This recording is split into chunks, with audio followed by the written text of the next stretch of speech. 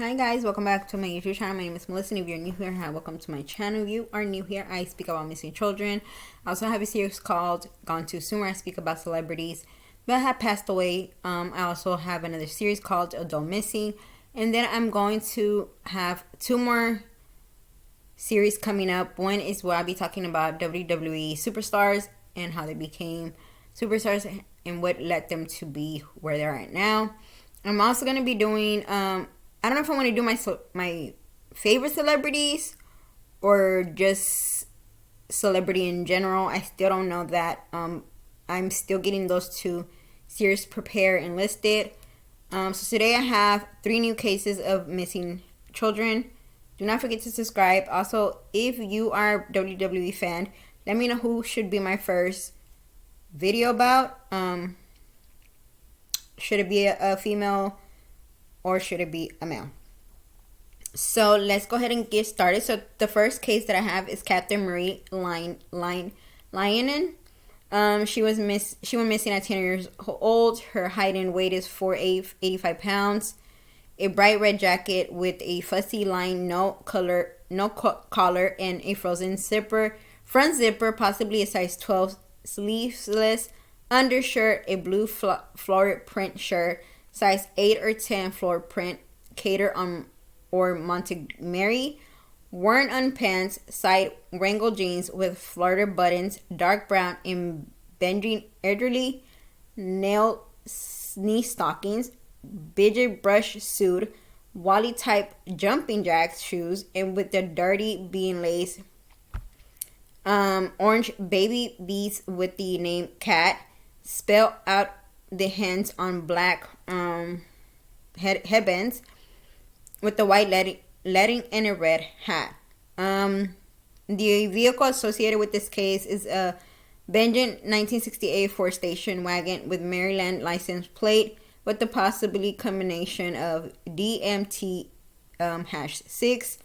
Caucasian female, blonde hair, blue eyes. Catherine has a birthmark inside of her upper thigh. Her nickname is Cat. Her name may be spelled YN.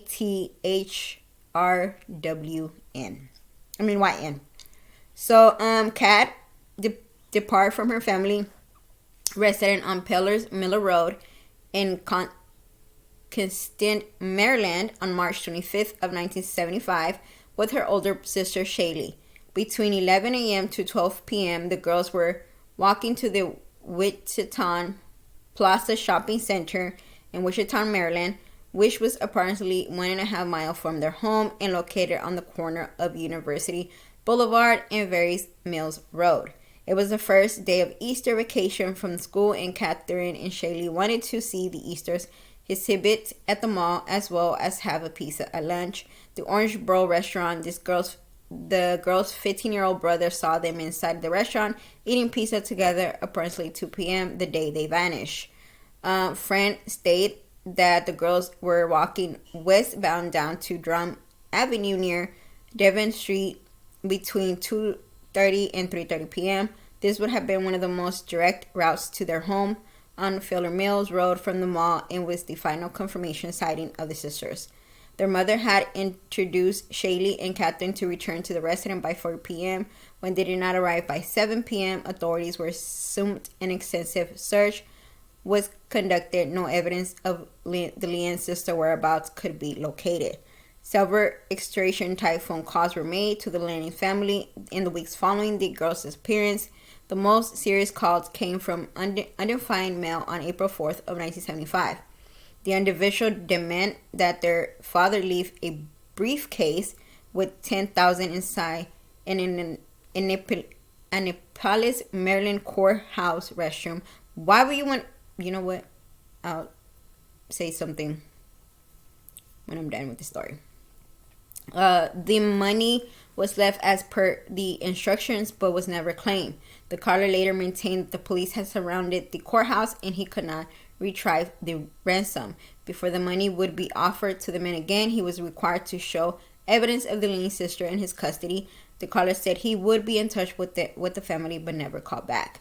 A witness in Massett, Virginia, reports seeing the girls wrestling Shaylee and Catherine near the Batch of 1968 Ford station wagon on April 7th of 1975. The witness stated that the girls were observed, bound, and gagged in the vehicle at approximately 7:30 a.m. The day the driver of the station wagon resembled the men seen question children at the Orange Ball restroom the day the sister vanished. When the driver spotted the witness, telling him that he ran a red light and sped was on Route 234 towards Interstate 66 in Virginia. This station wagon had Maryland license plates with the possible combination DMT-6. The last two numbers are unknown due to the benefiting of the car's plate. The unknown combinations was issued in Cumberland, Hagerstown, in Baltimore, Maryland at the time. A search for matching plate numbers filed to produce any information. The witness report was at first treated like a credible, but was later denied questionable by police. And in 2014, the authorities named Leo Lee Michelle Boulder Jr. and Richard Allen Welser Sr. as the prime suspect in the sisters' case. Lloyd, who is also known as Michael Lee Welcher, is Richard's nephew. He was 18 years old. In 1975, photos of the men are posted with this case summary. Lloyd has recorded numerous criminal offenses, including sex offenses against young girls in South Carolina, Virginia, and Delaware. Since 1997, he's been serving a 30-year sentence in Delaware in prison. He traveled through the United States from the 1970s to the 1990s and worked for a traveling carnival. He was at the Western Plaza Shopping Center the day Catherine and Shelley went missing and was observed watching them. Investigators believe Richard worked as a security guard at the area. Do y'all not know how to do background checks on people? I doubt it. Well, I don't know about back then, but that's not the point. Lloyd told authorities he left the mall with Catherine and Shelley the day of their disappearance, and later saw his uncle sexually assaulting one of them in the basement of his father's home in Hartsville, Maryland. He told police his uncle and father dismembered the girls' bodies, and after they were killed and the remains were taken to Taylor's Mountain, 200 miles from their home, and burned. Richard apparently owned property on the mountain in the 1970s, and so did his sister. A grand jury investigation into the children's disappearance began in 2014. Richard's wife, Patricia, testified, and authorities believe she lied on the stand. She was subsequently charged with perjury, and in July 2015, a grand jury indicted Lloyd of 2 counts of first-degree felony murder in Shelley and Catherine's case. The felony was abduction with intent to death filed. And in September 2017, he pleaded guilty to both counts and admitted to the judge that he participated in the sister abduction, although he did not admit to any role in the killings as part of the plea deal. He also pleaded guilty to 2 unrelated sexual assaults in children commuting in the 1990s. Police learned of these crimes while investigating him in the Lyon Sisters case. Lloyd was sentenced to 48 years in prison, and before he began serving it, he will have to finish serving a prison term in Delaware for the unrelated sexual assault of 10-year-old child. Given his current age, it is unlikely he will never be released. Authorities state that there was a conspiracy in the Lyon Sisters' presumed death, and more people besides Lloyd were involved, but they state that the other suspects were either dead or didn't have enough evidence against them for charge. Lloyd's father died in 1988, and Richard has denied any involvement in Catherine's and Shelley's case. Police found human DNA and what they suspected was a human blood in the basement of Lloyd's father's from a home in Hartsville, but the sample was too degraded to make a match against anyone. Lloyd's attorney stated that their client had limited intercultural abilities and was taken advantage by older adults when he helped abduct Catherine and Shelley. Active search for the Lyon sisters' body commenced in 2014, but nothing has been uncovered. Foul play is suspected in the case due to the consequences involved. So this case, it really bothered me, and the fact that why do y'all keep letting these men out? When is it gonna what? Keep these men out. Keep them. I don't care if it's been one child that they mistreated.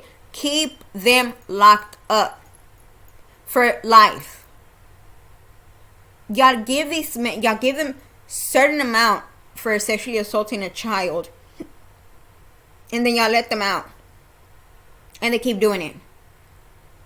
They keep doing it, and it's back and forth, back and forth. It's like y'all playing hot potato with them. Leave them there. If those kids, if that man, every single one of them who did something to a child would have stayed in prison, these girls would have still been alive today. These girls are still missing to this day. God is the only one who knows what happened to these girls, and it breaks my heart. It breaks me. Leave these animals in prison where they belong, and do not take them out. Do y'all not understand that they get tired of getting caught? They get tired of going back to prison, so they end up unaliving the children, so the children would not be able to say who it is. Let them, keep them in prison. They should not be out. That's just my opinion. And I hope and pray that the family finds the body. I really do. The other case we're going to be talking about, sorry guys, it just pisses me off. Gwen Mckoy. I'm so sorry if I'm saying this wrong. She went missing at 12 years old. Her height and weight was 5 to 100 pounds. Brown boy's waist length, sky blue coat with puffy sleeves, blue jeans, blue sweatshirt, yellow socks, and either a red Reebok sneakers or white sneakers. African American, female, brown hair, brown eyes. Melanie's hair was shoulder length at the time of her disappearance. She has a mole on her right cheek. Melanie was last seen in the 30 block of Fairmont Avenue in Baltimore, Maryland, an apartment in now demolished high-rise at approximately 7 p.m. on December 1st of 1991. She has never been heard from again. She left her own coat behind in the apartment, wearing instead a coat that belongs to the boy who lived there. She left her bicycle at her friend's home as well. It had a flat tire. Melody resided on the block of North Mountain Street in West Baltimore at the time of her disappearance. She was 6th grader at Harmon Park Elementary School and had good grades and a good attendance record. Her mother intentionally thought she was staying with an aunt, something Melody did frequently. She was discovered missing when she did not show up for school on December 2nd. Melody's loved one said it is uncharacteristic of her to leave without warning. She is believed to have been abducted by non-familiar member. Few details are available in Melody's case, and that is not surprising because when it comes to African American children, the police do not care. And I said what I said. This one, I'm gonna say this because I have to say it in every single case. With the sisters walking to the mall, with her walking somewhere, it was normal. Back then, parents were not as, I don't know if I want to say strict, but it was more freedom. Children had more freedom nowadays because you never thought that something like this could happen. You know, I mean, yes, they obviously heard things that are happening around the world because, I mean, crime has always been reported. That's nothing is going to change. But back then it was the kids had more freedom. They could go walk to their friend's house. They could walk to the corner store. They could walk to the mall. It was just more, it felt more safer in the parents' eyes. They knew their kids. They knew their kids were responsible. I mean, and then also back then they didn't have cell phones. So it wasn't like, I don't know how parents did it because I would have lost it. But I don't want y'all to judge the parents. I don't want y'all to judge nobody because, like I said, that was normal back then. Letting your kids go outside, have fun, walking around the neighborhood, it was normal. It was normal, and kids knew not to talk to strangers. They knew it. So I don't want anybody to be judging on my videos because you will be blocked. My last one for today is Maurice Lorenzo Miles. She went missing at 11 months. Her height and weight is unknown. An African American male. He has a African American male. Previously had fracture to his left thigh, right arm, right shoulder, socks, and right shoulder blade. He had been under the supervision of Maryland Department of Social Service, or DCC, since February 1987. When he was 3 months old, he was placed in foster care after being hospitalized multiple times with broken bones. His mother was seen throwing him roughly into a crib while he was hospitalized, even though he was wearing a body cast. Although no children abuse charges were filed and was released to his mother care in July after she attended parenting classes and met other requirements, authorities determined the baby was not being properly cared for and assist a social worker, Philly McGeer, to visit him once a month. The last confirmed sighting of him was on September 8th of 1987 when a social service aide visited him and his mother at their home on North Washington Street and reported he was in good health. His mother, Jacqueline Louise Bucknight, repeatedly canceled subsequent visits to the home, and on the rare times she was at home, Marguerite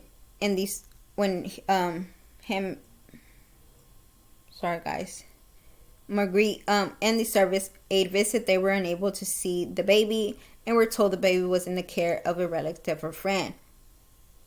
Marguerite made no efforts at all to find Maurice between December 7th, 1987 and March 22 in 1988. After which point, Maurice's potential grandmother reached out to him and told him Maurice's father had been murdered in a drug-related shooting and Bucknight was walking around the days. Marguerite then resumed his efforts to locate Maurice, but wasn't until April 2nd of 1988, more than 7 months after he was last seen. 7 months after he last saw the child, that Marguerite reported Maurice's disappearance to the police. Bucknight was ordered to produce the child in circuit court on April 20. She failed to appear and citation was issued for her. She was arrested and foster father home in April 27. The baby wasn't with her. A photo of Bucknight is posted with this case summary. Bucknight foster father said he hadn't seen the baby since he asked Bucknight to move out of his home in the autumn of 1987. He stated that the Bucknight did leave at the time with Maurice, and around Christmas time she came back alone and asked to be allowed to move back, and saying she had given Maurice to the care of someone else. The foster father stated that Bucknight continued to buy baby things but never brought Maurice to the residence. She also stole a check from a home she had been hired to clean and used it pay part of Maurice's life insurance premium, something she was later charged for. Bucknight foster father said he believed she loved the baby, and although she did not know how to take care of her son, he didn't think she would have killed him. Bucknight provided conflict story about her son's whereabouts, at one point claiming he was with relatives in South Carolina, and another time claiming he was in Texas or in New Jersey. Authorities determined Maurice was not in the care of any of his relatives, and some of them had been looking for him too. Maurice's mother was 21 years old at the time of her arrest and described as a deep troubled woman with intelligence disability who grew up in foster care from the age of 5 and been in out of psychiatric hospital.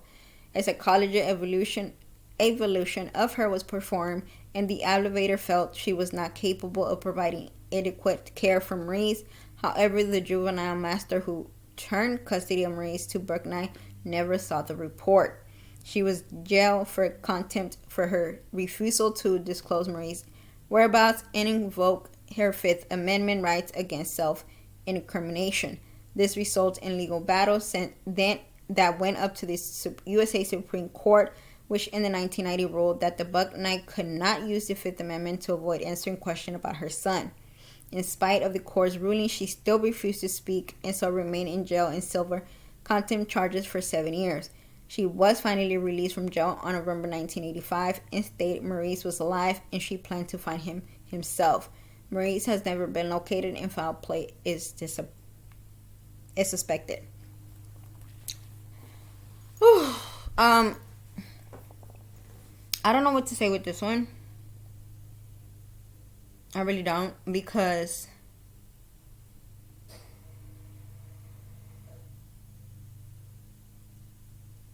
people knew that she couldn't take care of her child. I really do think that if she's still alive today,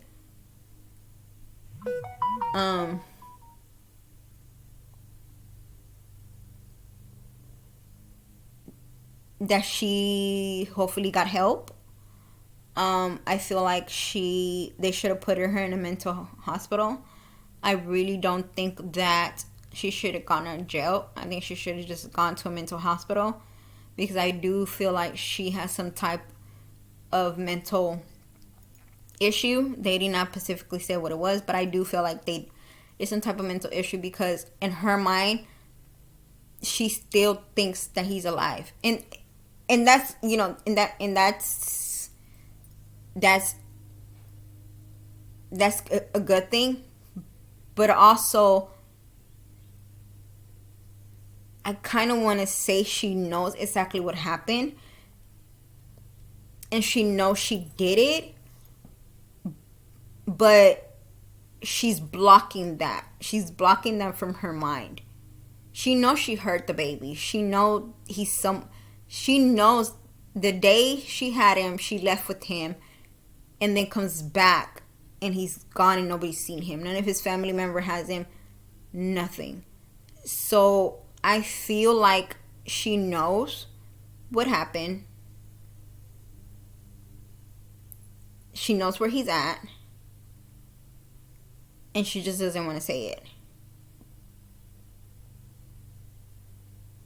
There's so many different things when it comes to mental health. Especially after having children. I used to, I had postpartum depression after having my daughter. I didn't want to believe it, that I had it. It took me a while to believe that that's what was going on.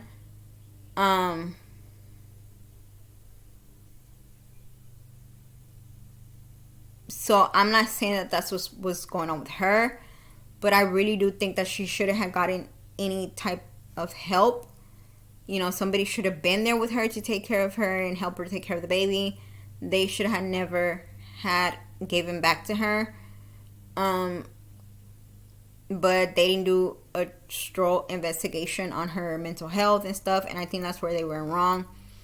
But I mean, I really do hope that someone, or even her, if she's still alive, gives her family the closure that they need, and tell them where his body is at, so they could give him a proper bury, because he does deserve that, you know. And even if she's not here, he still needs to be found and be buried next to her, and he will forgive you. You know, your son will forgive you. He will forgive you. But yeah, guys, that's it for today. I hope you have a wonderful day. I live in Houston, and the weather is sucky, but that is what happens when you live in a city where the weather is bipolar. So I will see y'all next time with a new video. I hope to see y'all soon, and don't forget to subscribe, please, and hit that bell so you can be notified every time I upload a new video. Bye.